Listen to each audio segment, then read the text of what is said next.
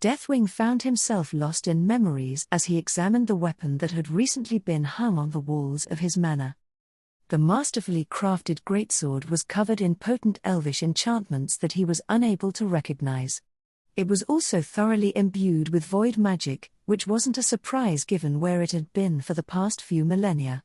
Deathwing couldn't help but wonder how the sword came to be buried in the brain of the being he had been looking for, but he supposed it didn't matter in the end.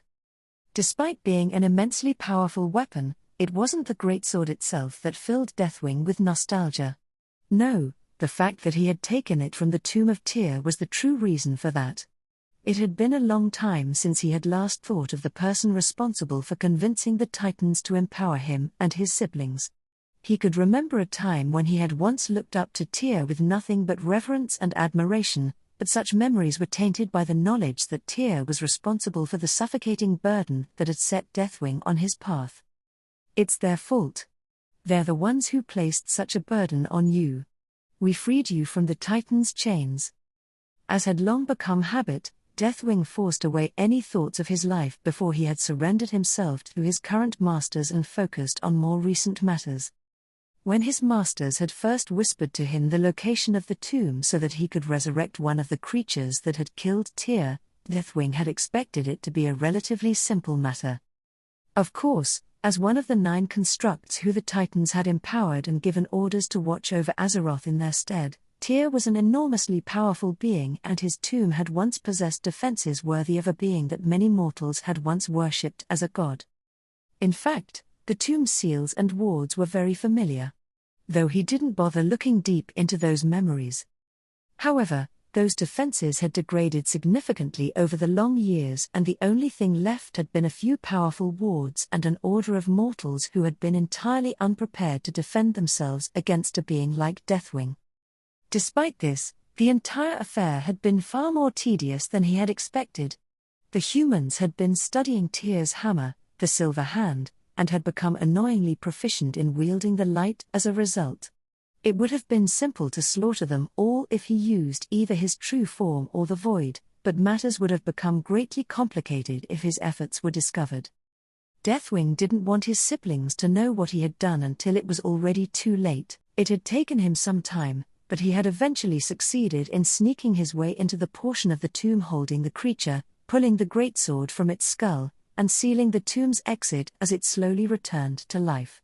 The few remaining mortals who managed to survive the subsequent slaughter had hidden themselves behind an immensely powerful ward that was not only tied to their life energy but also empowered by Tyr's hammer. Deathwing could almost admire their ability to survive against such overwhelming power, but he knew that they were just delaying the inevitable.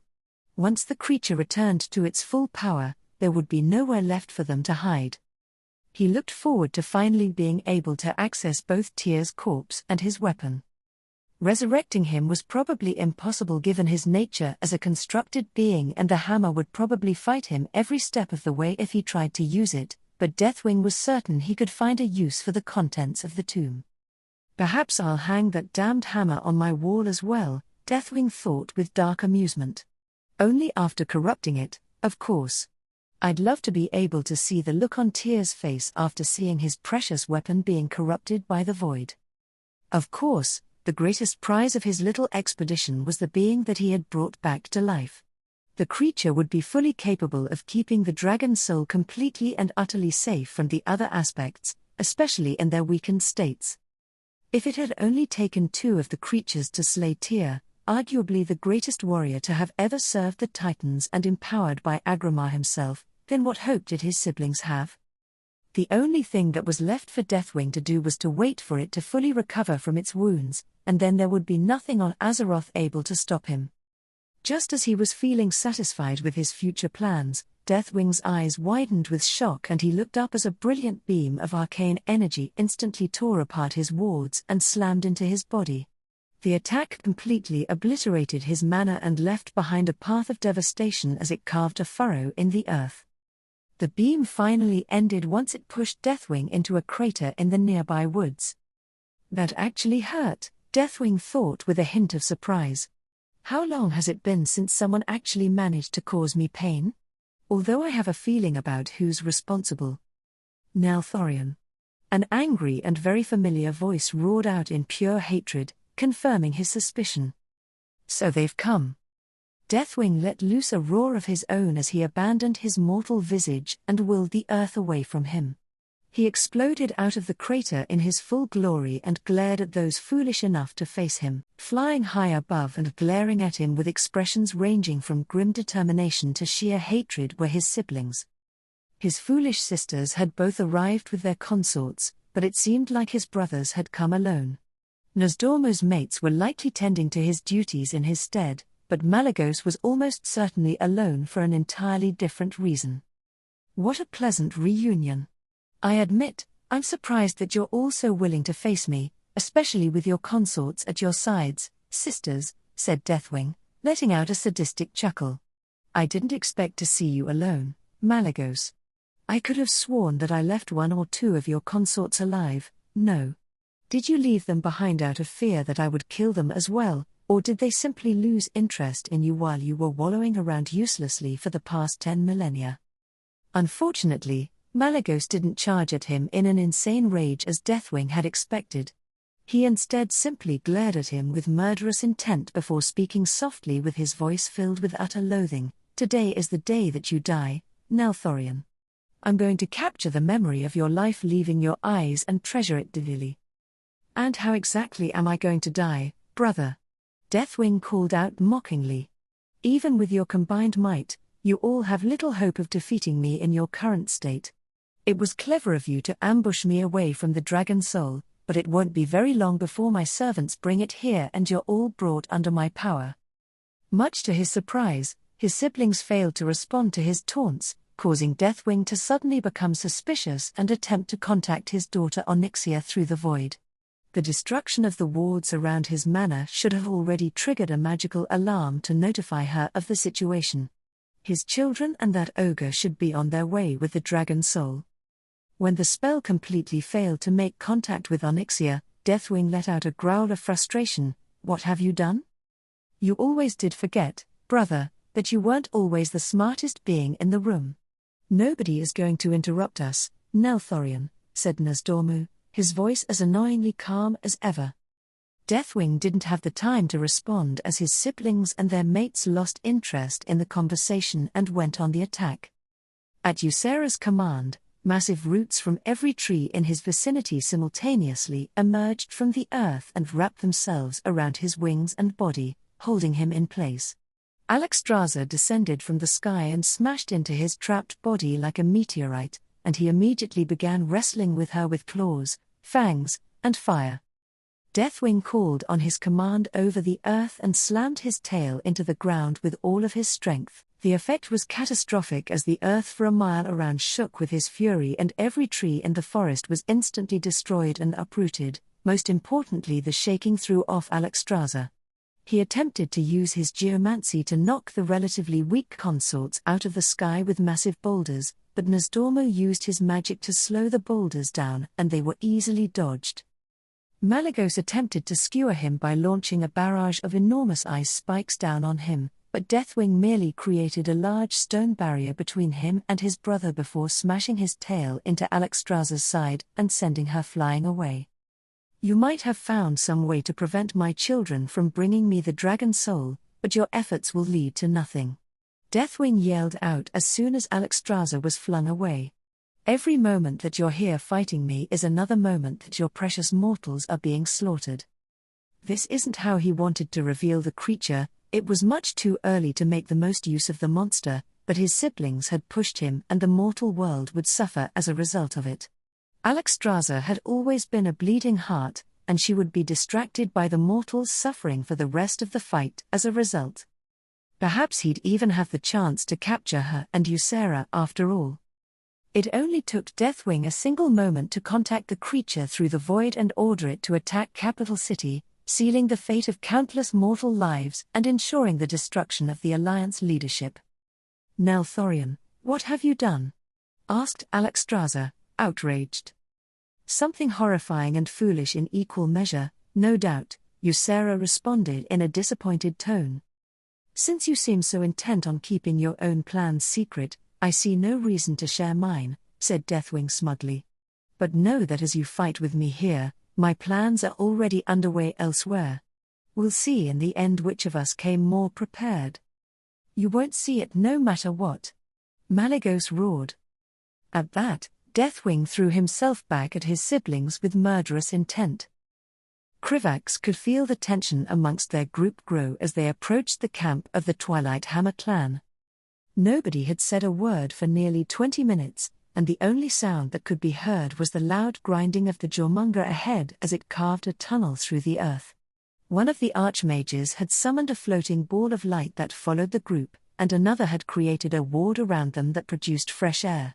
Krivax had expected that the long trip from the Alliance's front line to their destination would have been a bit more difficult, but one of the archmages whom he had never met had given everyone an elixir of endless stamina. An elixir like that would normally cost a small fortune, but nobody had any intention of going into this without using every resource at their disposal. Pretty much everyone was covered in powerful enchanted artifacts in preparation for the battle ahead of them. Krivax himself was wearing robes that had been made from some of the most valuable silks that Azrael Nerub could produce.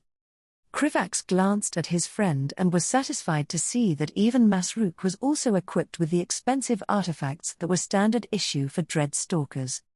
Eventually, the silence was broken once they got close enough to their target for them to begin making preparations. I can sense the void's foul blight directly above us, Haedix said with disgust before turning to address Anuba Khan. We should be beneath the Twilight Hammer clan's main camp. The Spider Lord had been chosen as the leader of the operation due to him possessing the most experience against the Horde as well as familiarity with Nerubian tactics and underground assaults. Understood, Anuba Khan said before turning to address the group. Worm Handler Kruzok, order the Jormunga to begin digging defensive tunnels immediately. Viziers and archmages will follow behind you laying out traps. We likely won't have much time before the Black Dragon sense our approach. Vizier Saltic, begin creating the wards to protect the tunnel network from the enemy's geomancy.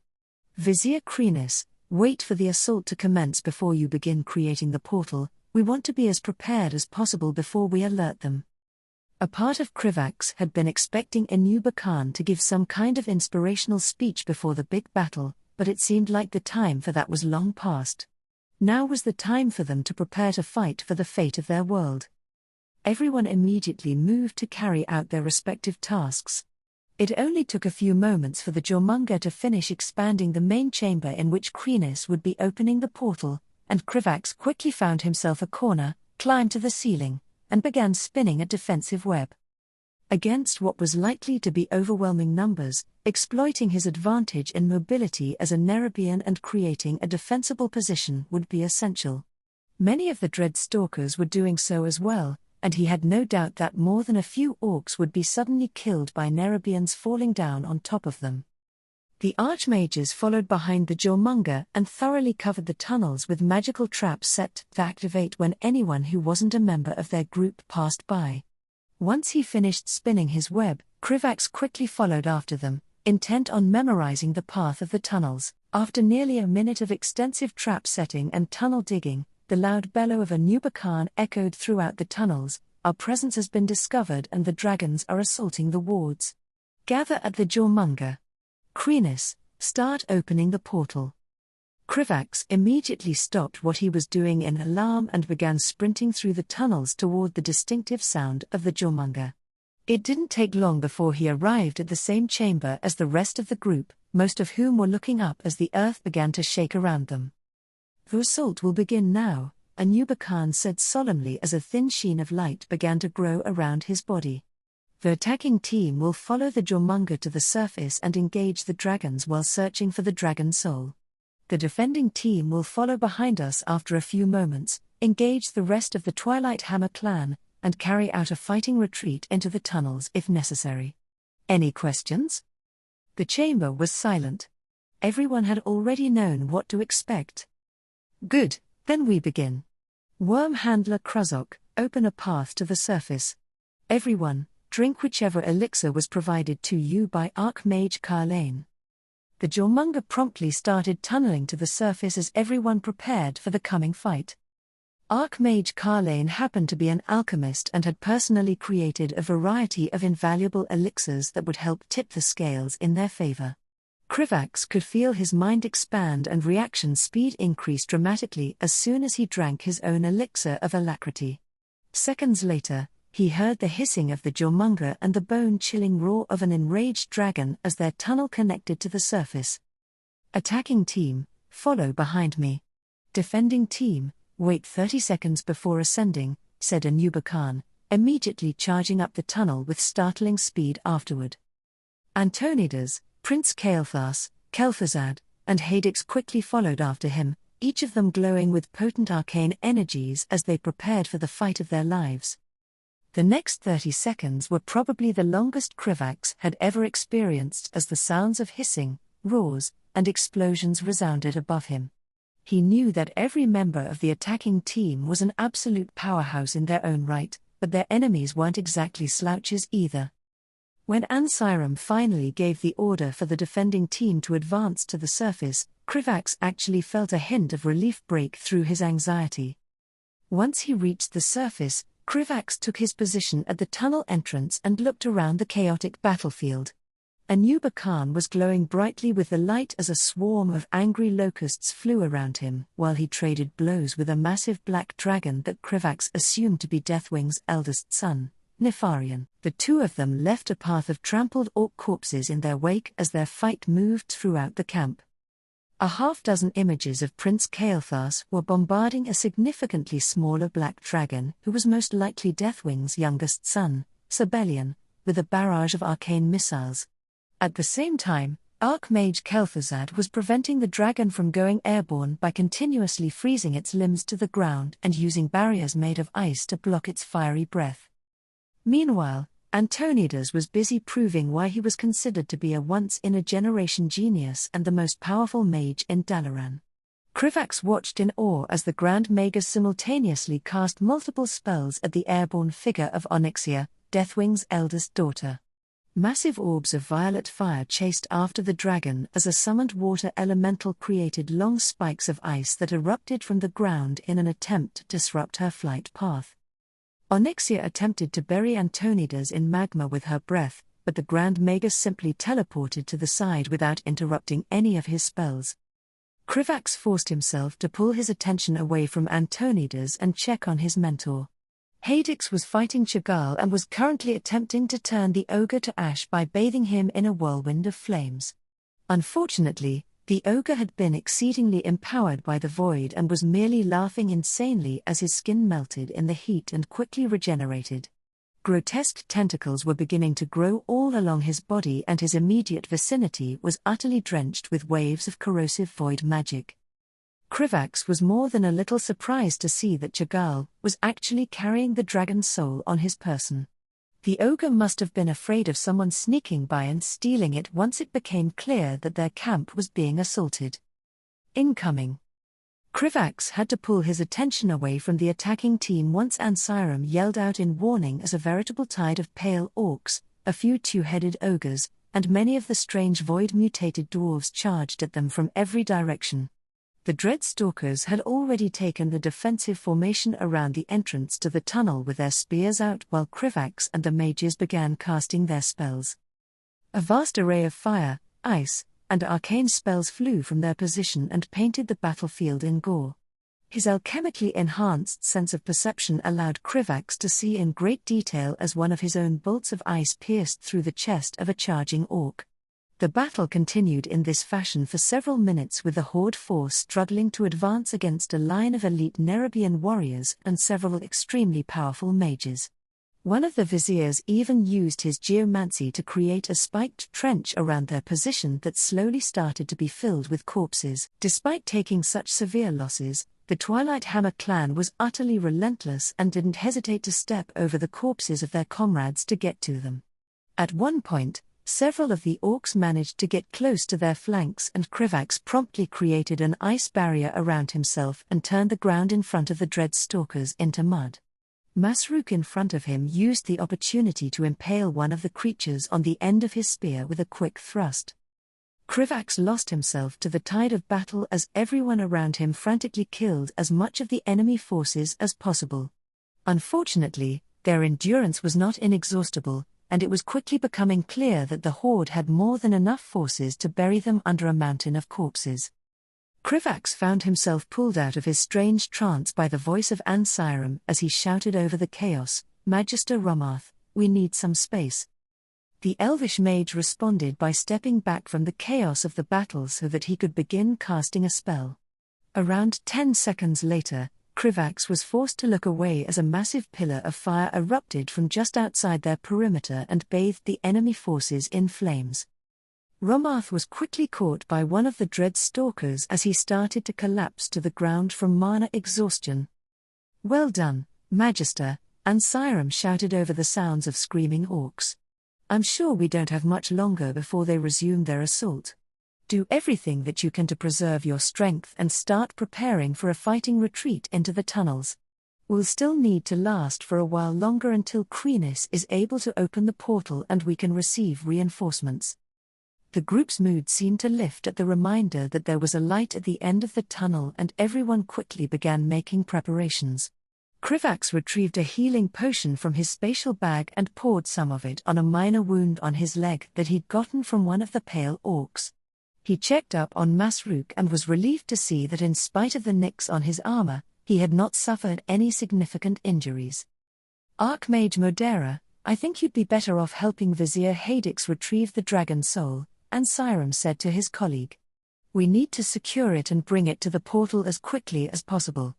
With the advantage of the tunnels, I'm confident that we'll be able to hold out without you."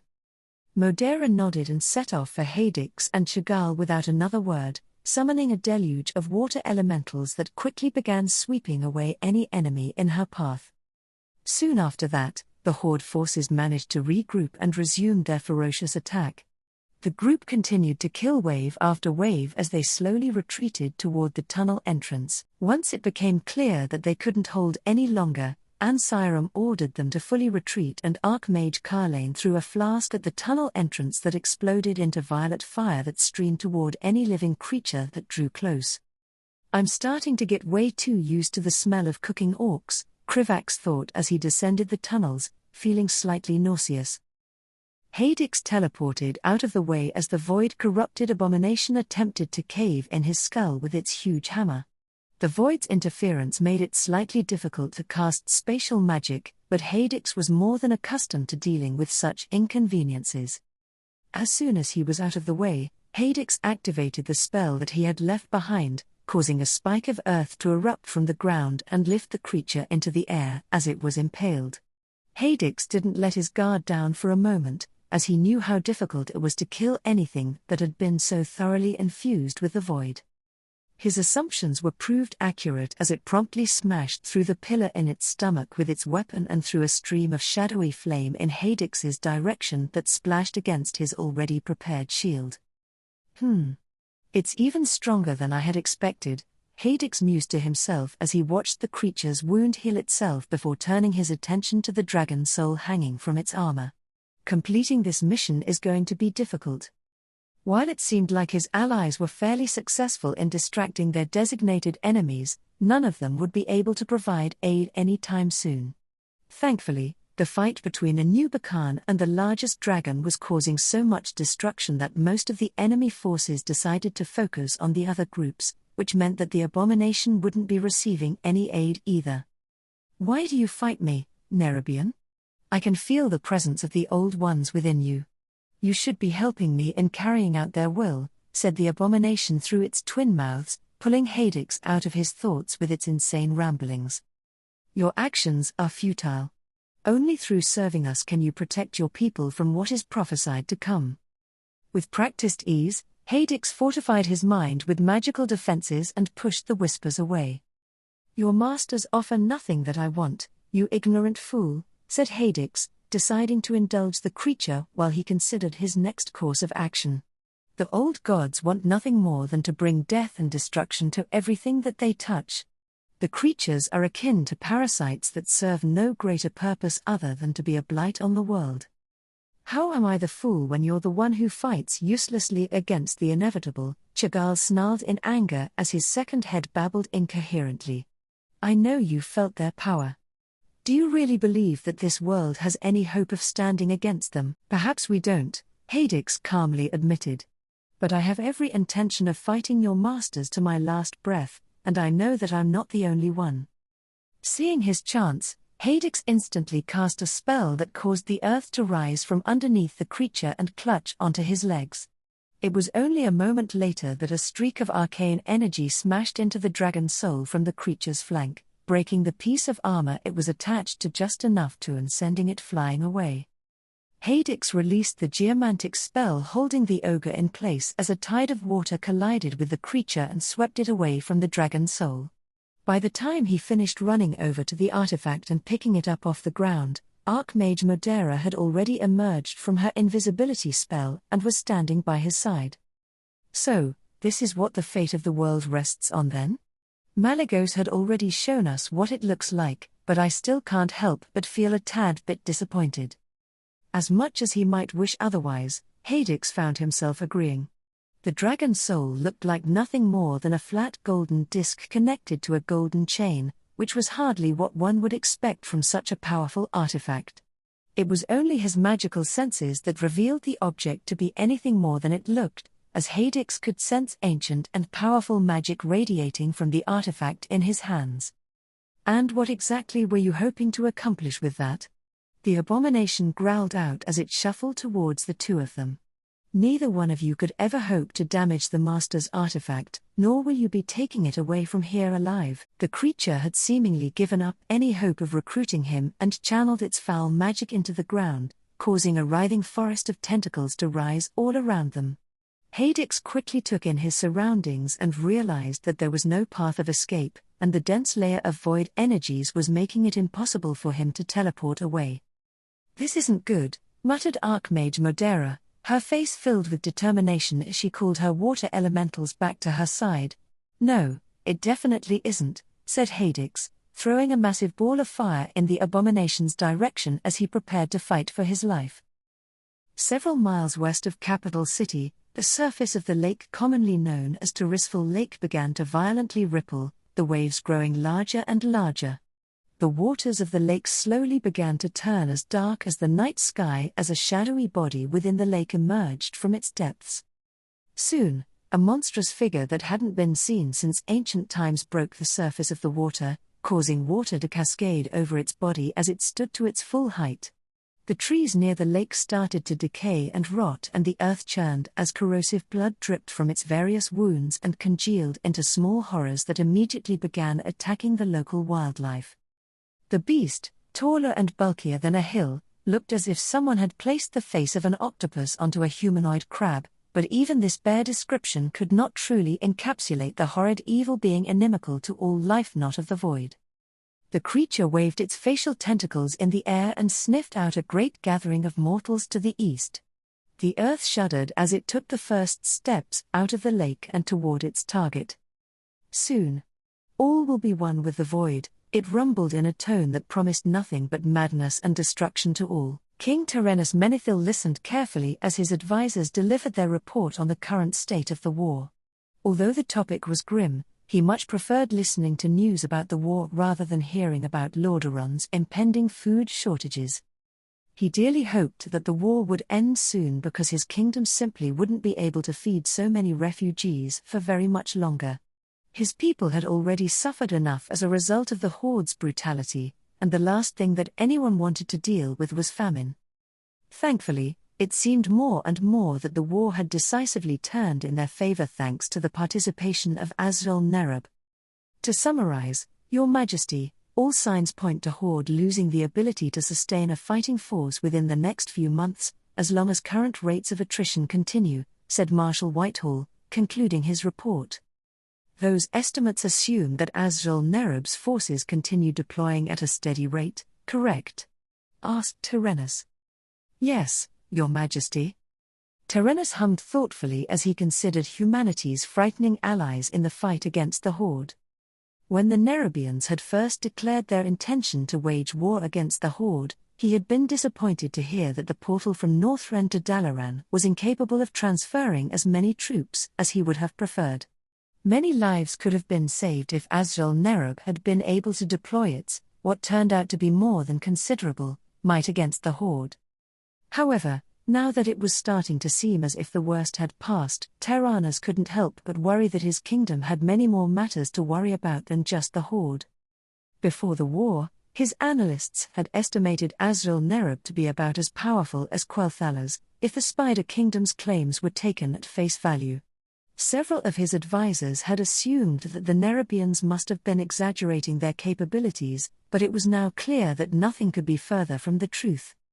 Whether it be due to their ability to easily invalidate their enemies' defensive advantages by quickly digging tunnels, the Spider Lords invoking fear and awe on the battlefield, or their alien lack of self-preservation, people were starting to look at the Nerubians with a mixture of apprehension and respect. Tyrannus had no doubt that such sentiments would grow considerably once the war was over, but personally speaking, Azrael Nerub's military capabilities weren't actually what worried him the most. No, his chief concern when it came to the Spider people was their unexpectedly close relationship with Dalaran. Tyrannus had spent the past few months listening to reports about the Council of Six having a suspicious number of private meetings with the Nerubian diplomats, and none of his spies were able to actually tell him what they were discussing. He had long grown accustomed to the Kirin Tor being excessively secretive in their dealings, but something about the matter just set Tyrannus on edge.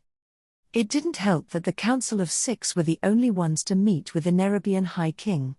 Tyrannus was especially concerned that Azrael Nerub and Dalaran had inexplicably reached an agreement to study shadow magic and necromancy and were devoting a significant amount of resources to do so. Tyrannus had once tried to listen as his court conjurer attempted to explain the differences between shadow magic, necromancy, and demon summoning, but he had been unable to understand the complicated jargon. Ultimately, he had simply come to the conclusion that they were all evil magics that should not be trifled with. Dalaran had always seemed to share a similar opinion, but some unknown factor was causing them to rapidly change their mind, and Tyrannus didn't enjoy not knowing what that was. Experience had taught him that the topics that he was least informed on were the ones that tended to cause the most problems. While the Horde and the threat of famine were both extremely troublesome problems, they at least could be planned around. Tyrannus was just about to ask his spymaster for an update on their investigation into Dalaran's activities when he was suddenly interrupted by the sounds of commotion outside of his imperial chamber. His guards knew not to allow anyone to bother him while he was in a closed-session meeting with his advisors, so whoever was causing the disturbance must be quite serious. His suspicions were all but confirmed when Archmage Crossus of the Council of Six burst open the door to his throne room and strode inside with a grave expression on his face.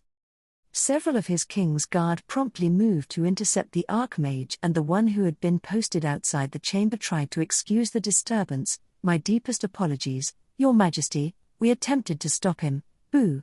There's no time for any of this. King Menethil, this city needs to be evacuated at once, or hundreds of thousands of people are going to die." Archmage Crossus yelled over the guards' protests, immediately causing everyone to freeze in shock. Tyrannus was the first to recover and quickly order his guards to stand down and let the mage speak. "What is the meaning of this, Archmage? I trust that you understand the severity of your claims." "I do, and I wouldn't do this if the circumstances weren't quite so dire. Please, just give me a moment to explain," said the Archmage. Tyrannus studied the man for a few moments before giving the man permission to speak with a nod. "Thank you, Your Majesty. Around 20 minutes ago, several of our mages reported sensing a massive surge in shadow magic somewhere to the west of Capital City." Tyrannus hummed thoughtfully before deciding to use this opportunity to probe a member of the Council of Six for answers. Would these mages happen to be among those who were assigned to work with Azrael Nerub to study shadow magic? If Archmage Crossus was surprised or offended to be questioned on a matter that was supposed to be confidential, he didn't show it. "That is correct, Your Majesty. After receiving their reports, I immediately looked into the matter personally and discovered a calamity headed toward Capital City. Although it's not safe to scry the source of the problem directly, I can create an illusion of it so that you have some understanding of how much danger your people are in." With his explanation delivered, Archmage Crossus didn't wait for permission before casting an illusion that completely banished the Imperial chambers and replaced it with an empty field containing a massive monstrous creature that was difficult to look at without feeling a strange pressure pushing against his mind. Tyrannus had seen many horrific things in his decades of kingship, but something about the illusionary entity filled him with a strange sense of dread that he found hard to put into words. It wasn't just that the creature was large enough to breach the capital city's outer walls, but the monster felt antithetical to all life as Tyrannus knew it. Judging by the panicked and disgusted expressions of his advisors, he wasn't the only one who felt this way. "It feels opposite to how I feel when in the presence of the light," Tyrannus suddenly realized. "By the light, what is that thing?" asked Marshal Whitehall, more disturbed than Tyrannus had ever seen him. "According to our records, it's an ancient monster born of shadow magic known as a Cathrax, and it will be arriving at the outskirts of the capital city in little more than an hour," Archmage Crossus said grimly as he banished the illusions. "And when it does, the monster will start slaughtering everyone in the city and corrupting them into unthinking abominations. If the situation is so dire, then I need actual information, Archmage," said Tyrannus, his voice fierce as he turned to look at the mage. "This is the most populous city in the Eastern Kingdoms. I can't just decide to evacuate it simply on the word of a foreign mage, and an hour is not nearly enough time to get everyone out of the city even if we tried. Where did this creature come from and why is it attacking capital city?" A flash of frustration passed through the mage's expression, but he must have decided that answering Tyrannus' questions was the quickest way to get anything done. "We've managed to trace its path back to a lake in the westernmost parts of Tirisfal Glades. I don't know for certain why it has chosen to attack capital city specifically, but I imagine it's because this city is simultaneously the most populous in the area, while also being incredibly vulnerable." Something about the current situation seemed incredibly suspicious to Tyrannus, and it took him a few moments to identify why that was. "Why are you delivering this news, and not Antonidas? I can't remember the two of us personally speaking on more than a handful of occasions, Archmage Crossus." "Your Majesty, I'm not certain you fully appreciate the urgency of the current situation," said the Archmage, his expression one of intense frustration. "Every moment that you spend questioning me is another moment that the Cathrax draws closer to your city. The sooner that we begin the evacuation, the more lives we'll save." "Then I suggest you explain quickly," Tyrannus said stubbornly. "Explain to me why you're here rather than the Grand Magus, and why are you so insistent that we are unable to defend ourselves against this monstrosity? While it's true that the city is currently susceptible to attack with most of our military sent to the front lines, our garrison with the aid of Dalaran's mages should be able to defeat that creature. Or does the Council of Six not intend to honor its agreement to help defend our city during times of need?" Archmage Crossus looked incredibly uncomfortable as he responded to Tyrannus' questions. "The Council of Six and several of Dalaran's archmages are dealing with an issue related to the individual who I suspect to be responsible for unleashing this creature. I sincerely doubt the Council will return quickly enough to help defend the city."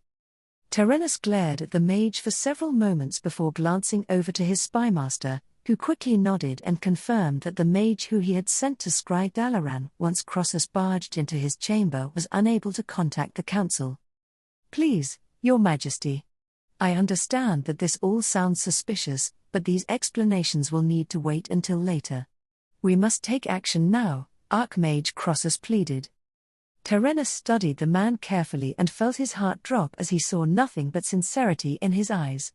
Although there was much about this situation that didn't make sense, his instincts were telling him that the Archmage spoke the truth and the horrific abomination was about to attack his city. "The light preserve us.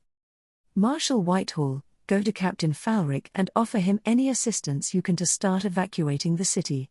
Prepare the Undercity to hold anyone who can't be taken away from the city quickly enough," Tyrannus urgently ordered. "Send a few men to escort my family as well as Prince Varian to the docks to sail them over to Dalaran as quickly as possible. Place the city garrison on full alert and send the Griffin riders out to scout for the creature. Marshal Whitehall immediately saluted him before leaving to carry out his orders without question. The entire palace burst into a hive of activity as Tyrannus gave out a flurry of orders. Once he finished delegating duties, Archmage Crossus approached him once again. "Your Majesty, you need to evacuate the city alongside your family. Lordaeron can't afford to lose its king during such a tumultuous time in history. Lordaeron also can't afford to have a king who runs away like a coward and allows his people to face catastrophe alone," Tyrannus said resolutely. "As long as Capital City stands, I will not abandon it, Archmage. I sincerely urge you to reconsider, Your Majesty. The world is already chaotic enough. There's no imagining what might happen if both Stormwind and Lordaeron are ruled by regents." Tyrannus could imagine it well. Both Alterac and Gilneas would be incredibly interested in taking advantage of the situation, but that didn't change his choice in the slightest. "I've made my decision, Archmage," said Tyrannus, his voice firm. "I believe your efforts would be better spent elsewhere, rather than attempting to change my mind." For a moment, Archmage Crossus looked as if he was going to continue arguing with him, but something in his expression must have convinced the mage that trying to persuade him to leave would be fruitless. Instead, the Archmage simply nodded and moved to leave the chamber. As soon as he was gone, Tyrannus took a moment to center his thoughts before he quickly began making his way to see his family for what he hoped was not the final time. Tyrannus had no intention of dying a needless death, but if he did, he had faith that Lordaeron would be able to rise above the challenges ahead without him. After all, not only did he have confidence in his people, but also in his wife's ability to protect Arthas as his regent and to raise him into an extraordinary king. Crossus let out a sigh of frustration as he exited the perimeter of the palace's wards and immediately teleported away to the Violet Citadel. As the highest-ranking member of the Kirin Tor who was still in the city, it was his responsibility to prepare Dalaran's defenses. While Crossus delegated and assigned duties to his subordinates, he did so with the knowledge that it very well might be his last time doing so. Not just because he might die fighting the Cathrax, but also because everyone would almost certainly know the truth of his identity by the end of the day. Crossus wouldn't be able to forgive himself if he didn't fight the creature with his full strength, and there was no way for him to do so without revealing himself to be a dragon. There would be significant political consequences for doing so in the future, but that was something to worry about at a later time. "This truly isn't how I expected this to happen." Forcing such thoughts away, Crossus decided to focus on more immediate concerns. His meeting with King Menethil could have gone worse, but it could have also gone much better as well. As honorable as the monarch's decision was, the world would truly have been better off if the human king had chosen to be a little more selfish. No matter how much he thought about it, Crossus wasn't particularly confident in his ability to save Capital City from the Cathrax. The only glimmer of hope was that the creature seemed to be injured and Azrael Nerub was offering to help fend it off. They had already sent several viziers through the portal as well as a few spider lords and many of their regular soldiers, all of whom were headed to defend Capital City. Truthfully, the people of the Eastern Kingdoms would owe a great debt to the Nerubians by the end of the day. Although Dalaran had made efforts to monitor any large fluctuations in void energy while the aspects were confronting Deathwing, it was the Nerubian enclave who noticed the problem first and brought it to their attention. Crossus had dearly hoped that something like this wouldn't happen and that he'd be able to aid his beloved in her fight after some time, but it wasn't meant to be. Damn you, Deathwing. Even though Crossus spent the next 30 minutes preparing Dalaran just in case it needed to defend itself, he also sent many of their forces to help protect Capital City. There was little chance that the Cathrax would be able to move onto Dalaran before the confrontation with Deathwing was concluded. Once that happened, they would either already be doomed or the aspects would be fully empowered and able to deal with the monster themselves. Crossus was gratified to see that a substantial number of mages were quite eager to help defend Capital City against the coming monstrosity. One of the most promising among them was a talented young mage with red hair and a broken nose who had recently been placed on probation due to some kind of accident that had happened on the battlefield. I believe his name was Ronin? He remembered the young man as being quite skilled, so Croesus assigned him to the defense of the city's walls. They needed all the help they could get. Croesus decided to return to capital city once he received word that the Cathrax was close enough for the city's defenders to see it with their own eyes. Much to the surprise of the city garrison, he teleported directly onto capital city's outer walls. Ignoring the exclamations of the surrounding soldiers, Croesus cast a quick vision improvement spell on his eyes and studied the Cathrax, an ancient old god abomination that Deathwing must have unleashed on a city full of mortals. Although he had already seen the creature before when he personally verified that it was headed in the direction of capital city, it wasn't any easier seeing it a second time. The Cathrax took long awkward strides and moved with unexpected swiftness, all the while it constantly leaked blood from its wounds and corrupted the land in its wake. Even if they managed to stop it from killing a single person in capital city, this was already a catastrophe. Not only had the void spawn most likely destroyed any settlements that happened to be in its path, but it was also causing an ecological disaster that would have significant consequences well into the future. It would take a very long time before the corrupted land returned to normal. Any farmland in the Cathrax's path would produce nothing but tainted crops for years to come, and Lordaeron would be dealing with void-corrupted wildlife as well. You must be Archmage Croesus. Croesus was pulled from his thoughts by a young man wearing the distinctive armor worn by members of Lordaeron's King's Guard. Croesus nodded and said, I am. Well met, Archmage. I'm Captain Falric of the King's Guard, and I'm also in charge of organizing the city's defense, said the young man. I'll admit, this is a bit beyond my realm of knowledge, so I'd appreciate any insight into the threat that you could provide. The mortal was a bit younger than Croesus had expected, but he seemed to be calm and steady despite the dire situation. The Cathrax will be nearly impossible to kill through mundane means, said Croesus after a moment of consideration.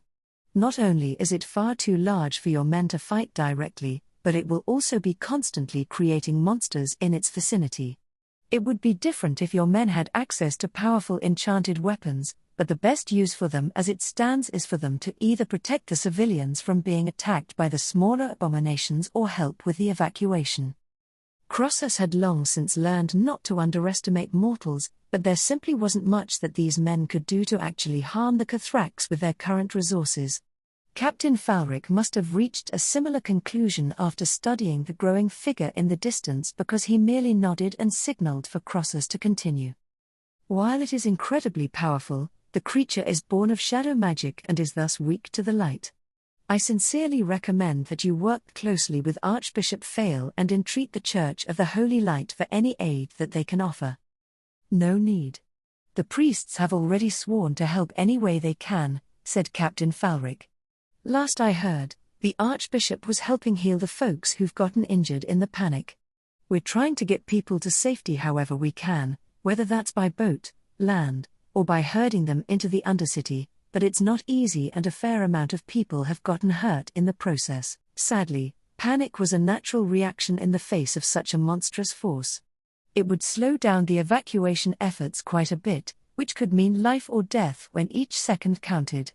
Croesus wasn't sure how many people would be able to evacuate from the city in time, but he doubted if it would be even a third of the city's population.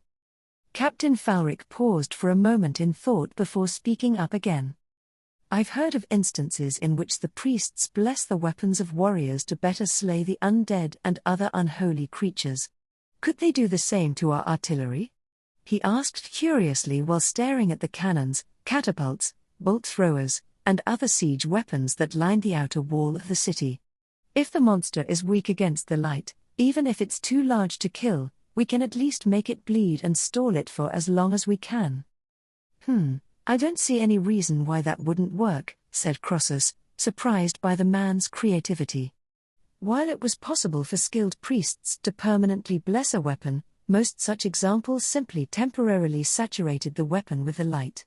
However, the blessings will have to be applied to the ammunition rather than the weapons themselves. Captain Falric immediately sent one of his men to escort a few priests to the wall so that they could do just that.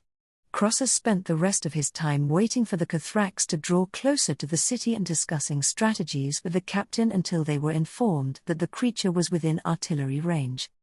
Now that the time had finally come, Croesus couldn't help but feel a little melancholy for the life he had built among the mortals that he was about to lose. He could of course take on a new identity in the future, but he had quite enjoyed his time at Archmage Croesus. However, he didn't allow himself to dwell in melancholy for long.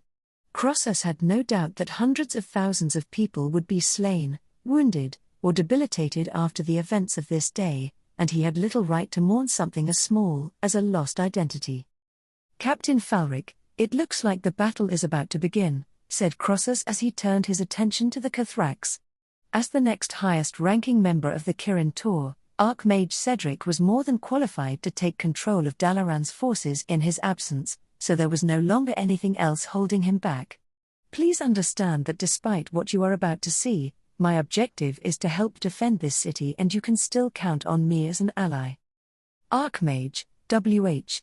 Before the captain could fully articulate his question, Corielstras had already shed his mortal visage and let loose a mighty roar that resounded throughout the city.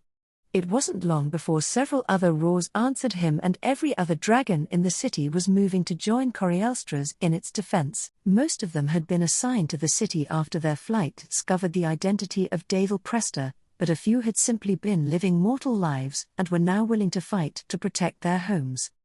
None of them were trained combatants as he was, but their aid would still be useful. After letting out a chuff of disgust at the scent of void corruption in the air, Corielstras turned to look down at the dumbfounded figure of Captain Falric. "Open fire on the creature as soon as you can. It is imperative that we do as much damage to it as possible."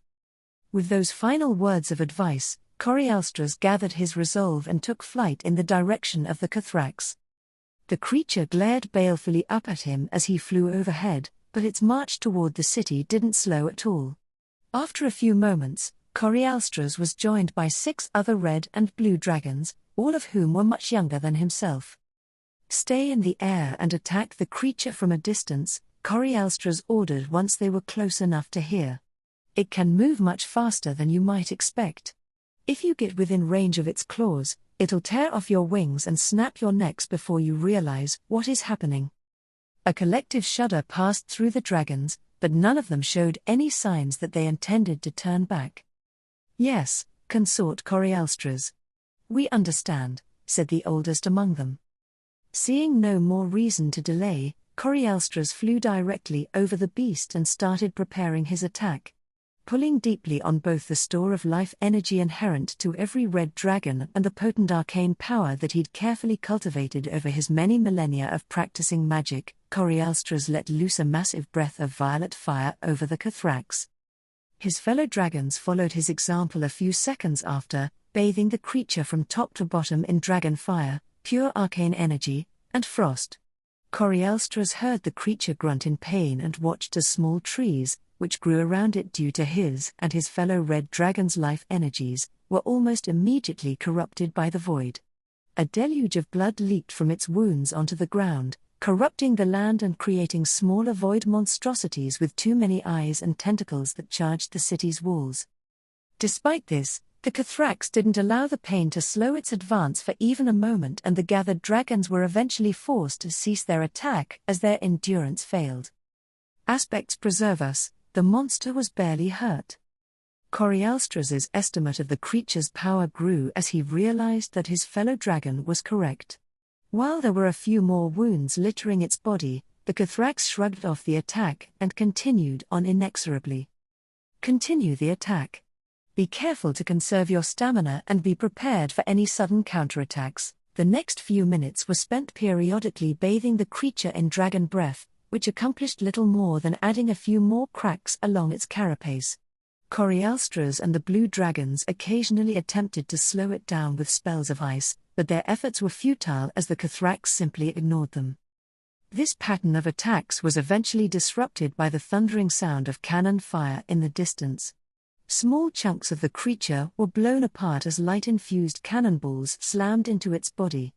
The mages of Dalaran under Archmage Cedric joined in with a barrage of arcane, frost, and fire spells, but the humans were similarly ineffective in slowing down its approach. In fact, the Cathrax must have decided to close the final distance as quickly as possible once it entered artillery range, because it suddenly began charging capital city's wall faster than any creature with so many injuries had any right to move. Corialstras tried to do everything that he could to slow down its charge, but the Cathrax smashed through his strongest barriers as if they weren't even there and eventually slammed directly into the capital city's west gate. Corialstras had genuinely hoped that the city's outer defenses would last longer, but it only took a single hit for the Cathrax to destroy the gate and send the remains of the stone and wood structure flying into the city. The creature then turned its attention to the cannons that continued to fire on it and lobbed a sphere of concentrated void onto the ramparts. Dozens of soldiers, priests, and mages were instantly killed, and the rest were left fighting for their life as a multitude of eldritch monstrosities emerged from the point of impact and set upon them. "Consort Corialstras, it's too powerful. What can we do?" one of the red dragons asked helplessly as the Cathrax casually demolished the remaining obstructions and began making his way into the city. "Don't despair, the monster is not as unharmed as it might seem," Corialstras said encouragingly, his sharp eyes examining the abomination's wounds. While it wasn't slowing down as it became more injured as most creatures would, the Cathrax was undeniably in a worse state than when they had first started to attack it. Unfortunately, he had no idea if the Cathrax would succumb to its wounds before it could slaughter the entire city. "I'll attempt to distract the creature from attacking the mortals by engaging it at close range," said Corialstras after a moment of consideration. "The rest of you continue wearing it down from a distance." With his orders given, Corialstras flew to a considerable height directly over the Cathrax before folding in his wings and diving down onto the creature's back at high speed. For the first time since they started attacking it, the monster was forced to pause its march as several tons of dragon smashed into it and began tearing at its body with claws and fangs. The Cathrax finally reacted and immediately grabbed at Corialstras's neck with its massive pincer claws, forcing him back to prevent the creature from killing him. Although Corialstras was glad that he had successfully drawn the monster's attention from the mortals, it didn't take very long for him to realize that he was outmatched in a contest of physical might. Not only was the Cathrax far older than him, but it also seemed to have a wealth of combat experience. Corialstras tore at the creature's body whenever he could, but the damage that he did was minimal, and he was frequently forced to dodge and then occasionally teleport away from blows that he otherwise couldn't avoid. His fellow dragons continued to attack the Cathrax, but were forced to be much more careful now that they were inside the city to avoid harming the nearby mortals. Corialstras could hear the sounds of terrified mortals all around him as their fight progressed through the city. Much of the westernmost portion of the city had already been evacuated, but many mortals were still killed when they were caught underfoot as the monster trampled through the streets and destroyed entire buildings with a single swing of its arms or stomp of its feet. All the while, any injuries that they managed to inflict on the Cathrax resulted in its blood spilling onto the streets, corrupting any mortal unfortunate enough to make contact with the foul substance and spawning twisted abominations. The King's Guard and city garrison fought ferociously to prevent these monsters from running off into the city or entering the sewers to kill those taking refuge in the Undercity. Ronin and several other mages summoned water elementals and cast powerful arcane wards to support the soldiers.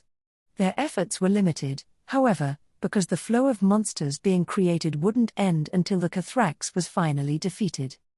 "This foul creature has to be defeated soon or else there won't be a city to save," Corialstras thought to himself as he took in the damage their fight was doing to the city. Almost immediately, Corialstras found himself punished for his distraction as the Cathrax landed a blow to his side that broke several of his ribs and sent him crashing through several buildings. After taking several moments to pull himself together, Corialstras looked up just in time to see that Cathrax seemed to have lost its patience with the attacks of his fellow dragons as it let loose a massive explosive wave of void energy.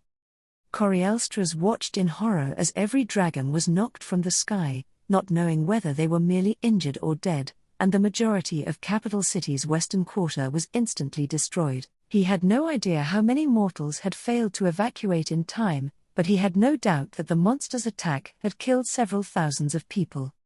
Just as Corielstras was beginning to lose hope in their ability to prevent the destruction of the rest of the city, his attention was suddenly captured by a bone-chilling chittering sound reverberating through the city.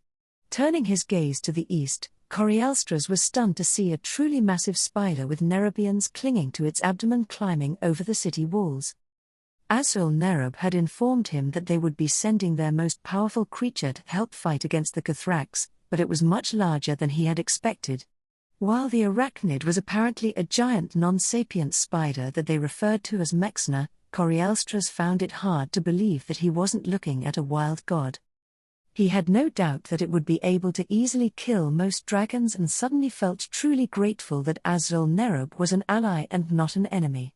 With his hope renewed, Corielstras ignored the protests of his body and lifted himself back into the air just as Mexna began charging across the city.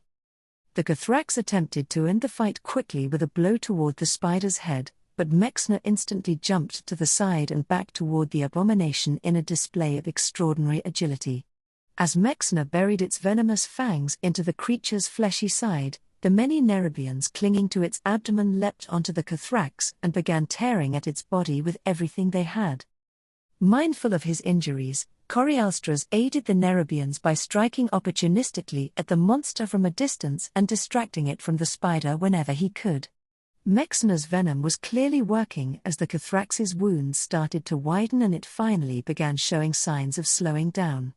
The creature attempted to throw spheres of void energy at Mexna several times, but the spider proved to be exceptional at jumping away and either wrapping the Cathrax's limbs in strong silken webs or spitting venom in its face. The webs didn't last for very long, but it was enough to give Corielstras the chance to freely wound it a few times. There were even several mages who joined in and cast frost and arcane bolts at the monster's sides as their fight progressed through the city. In a display of what was either malicious spite or an attempt to demoralize them, the Cathrax began throwing void bolts throughout the city. Everywhere that they impacted, a small tear in reality opened up and monstrous creatures immediately began streaming out. Corielstras could hear screams of terror reverberating through the city as the creature's attacks struck the harbor, the cathedral, and the palace. Each of those locations was highly populated, and Corielstras didn't want to think about how many people would be dead by the time this was all over. Instead, he simply threw himself back into the fight with even greater ferocity. Corielstras wasn't certain how long he had been fighting when he abruptly noticed the Cathrax glancing toward the ruins of the West Gate and waving its remaining facial tentacles in the direction. Having learned to not be close to the monster while distracted, Corielstras flew out of the creature's reach before looking to see what had drawn its attention, only to see a sight that made him wonder whether or not he had suddenly been transported into a bard's tale. From the west, a mounted armored man was riding towards the city while carrying a massive hammer that shone more brightly with a light than anything Corielstras had seen in his life. A hammer that very closely resembled one wielded by the mightiest keeper, Tyr, whom he remembered hearing stories about as a whelp. Having no time to wonder exactly when his life had slipped into myth and legend, Corielstras immediately bellowed out orders for everyone fighting the Cathrax.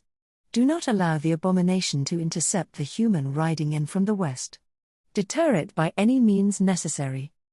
If that hammer reached the hands of a skilled wielder of the light, then they might actually have a chance of hurting the monster enough to keep it down.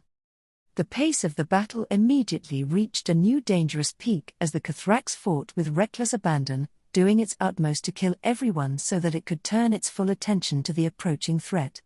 Corrupted blood flowed through the streets and every one of its blows carried with it immense amounts of void energies. Enormous tentacles emerged from the ground and entrapped one of Mexna's legs, allowing the Cathrax to tear it off in a single motion. Its body emanated constant waves of void that tore at the Nerubians riding its body. Silent up until this point, the monster began rumbling in a strange eldritch tongue that tore at Corielstras' mind and caused many of the nearby mortals to shriek in agony.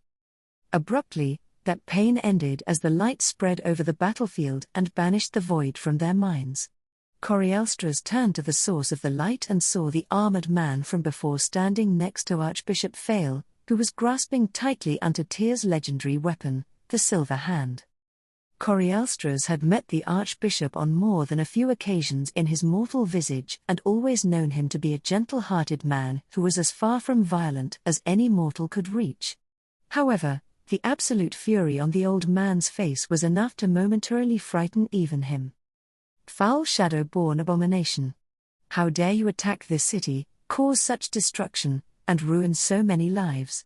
You will answer to the light." As the Archbishop spoke with furious conviction, the light flowing through both him and the hammer pushed against the corruption caused by the Cathrax, instantly killing many of the smaller monsters surrounding it.